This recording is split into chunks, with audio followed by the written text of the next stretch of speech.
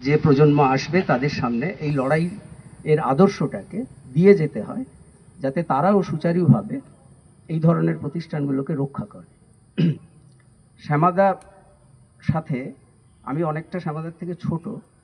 শ্যামাদার সাথে ছোট হলেও শ্যামাদা কিন্তু মিশতেন খুব বন্ধুর মতো।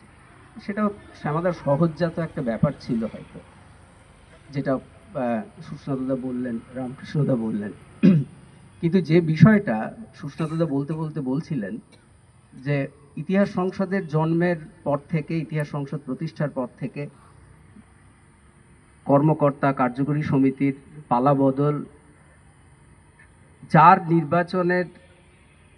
নির্বাচন কমিশনার হিসেবে যিনি দায়িত্ব পালন করেছিলেন এই পালাবদলের সময়, তিনি কিন্তু শ্যামাদা ছিলেন। এবং ওই সময় শ্যামাদাকে দেখেছি, তখন তিনি প্রিন্সিপালও একটা কলেজের, অধ্যক্ষ একটা কলেজের। কিন্তু ওই সময় দেখেছি যে ঠিক কতটা সততার সাথে নিজের দায়িত্ব পালন করতে হয়। এই কথাটা এই কারণে বললাম, রামকৃষ্ণদাও জানবেন, সুস্নাতদা তো অবশ্যই জানবেন, যে আমরা যখন নির্বাচনটা করছিলাম, সেই নির্বাচনটা কিছুটা অসম লড়াই ছিল। এবং সেই অসম লড়াইয়ে সময় শ্যামাদার চাইলে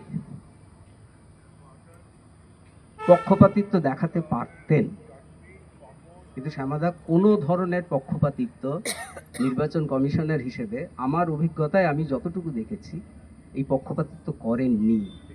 এটাই শ্যামাদা।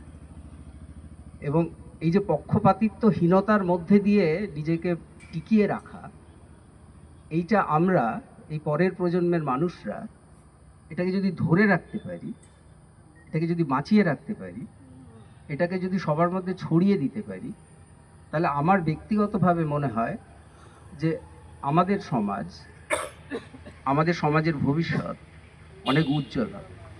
সেই জন্য একটা কথা বলেই শেষ করব, যে শ্যামাদার মতন মানুষরা ঘরে ঘরে থাকুক, পাড়ায় পাড়ায় থাকুক, এলাকায় এলাকায় থাকুক, রাজ্যে রাজ্যে থাকুক, দেশে দেশে থাকুক। এইটুকু বলে আমি শেষ করছি।